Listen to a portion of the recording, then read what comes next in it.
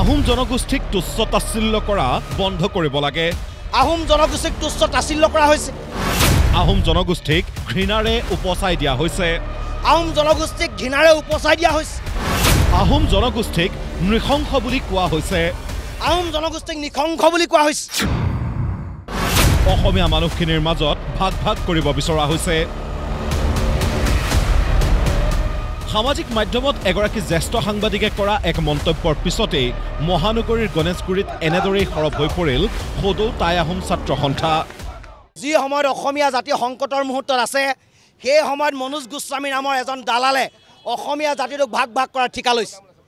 এইজন জাতিৰ দালালুপী ঠিকাদাৰ সদৌ টাই আহোম ছাত্ৰ হকিয়াই দিছোঁ। আহোম জনগোষ্ঠীক তুচ্ছ তাচ্ছিল্য কৰা হৈছে। আহোম জনগোষ্ঠীক ঘৃণাৰে উপচাই দিয়া হৈছে। আহোম জনগোষ্ঠীক নৃশংস বুলি কোৱা হৈছে। তাৰ বিৰুদ্ধে প্ৰতিবাদ হৈছে। সংগঠনটোৰ অভিযোগ, জ্যেষ্ঠ সাংবাদিকগৰাকীয়ে আহোম জনগোষ্ঠীক হেয় প্ৰতিপন্ন কৰাৰ লক্ষ্যৰে দিছিল এই ফেচবুক পোষ্টটো। আৰু তাতেই অসন্তুষ্টি প্ৰকাশ কৰি গুৱাহাটীত এনেদৰে প্ৰতিবাদ সাব্যস্ত কৰিলে সংগঠনটোৱে। মনোজ গোস্বামী জাতিৰ দালাল আৰু বৰ্তমান সময়ত জাতিটো ভাঙনমুখী এটা ঠিকা লৈছে। গতিকে জাতিৰ দালালুপী ঠিকাদাৰক আমি হকিয়াই দিব বিচাৰিছোঁ যে আহোম জনগোষ্ঠীৰ লগত তুচ্ছ তাচ্ছিল্য কৰাটো বন্ধ কৰিব লাগে। আৰু কাইলৈৰ পৰা এখেতে যিটো আমাক কথা ক'লে, তেখেতে অসমীয়া বুৰঞ্জী নাজানে, অসমৰ বুৰঞ্জী নাজানে। নাজানাৰ কাৰণে কথা কৈছে যে গড়মূৰ, কমলাবাৰী, আউনী দক্ষিণ বা সত্ৰ কোনে স্থাপন কৰিছে, সত্ৰৰ কাৰণে মাটি কোনে দিছিলে, নৱবৈষ্ণৱ ধৰ্ম প্ৰচাৰৰ কাৰণে স্বৰ্গদেউসকলৰ ভূমিকা কি আছিলে, এই কথাবিলাক তেখেতে নাজানে।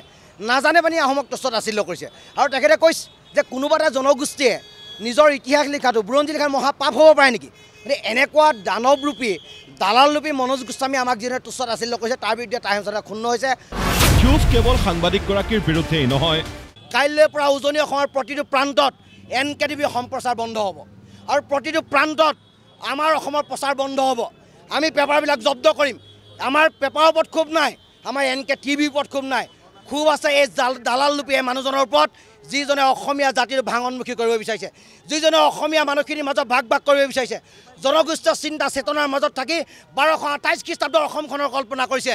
গতিকে এনেকুৱা বদনক আমি কেতিয়াও প্ৰশ্ৰয় নিদিওঁ। ইয়াৰ বিৰুদ্ধে সংগ্ৰাম চলি থাকিব, সংগ্ৰাম অৱধাৰিত হ'ব। যি পৰ্যন্ত NKTV তেওঁক বহিষ্কাৰ নকৰে, আমাৰ অসম পেপাৰে তেওঁক বহিষ্কাৰ নকৰে, সেই পৰ্যন্ত। উল্লেখ্য, বিষয়টো সন্দৰ্ভত ইতিমধ্যে সংগঠনটোৱে ৰুজু কৰিছে গোচৰটোৰ ক্ষীপ্ৰ তদন্ত কৰিবলৈও চৰকাৰক জনাইছে দাবী।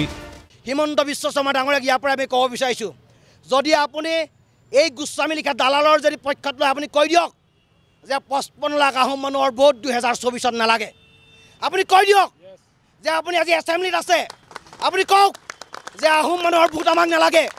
55 লাখ আহোম মানুহৰ ভোট যদি আপোনাক নালাগে, তেতিয়াহ'লে গোস্বামীক গ্ৰেপ্তাৰ কৰক। পুলিচক অৰ্ডাৰ দিয়ক যে চমুটো কেছ কৰিবলৈ। আমিতো দিমেই, আপোনালোকে কিয় চমুটো কেছ দিব নোৱাৰে? এইটো দালাল, এইটো জাতি ধ্বংসকাৰী।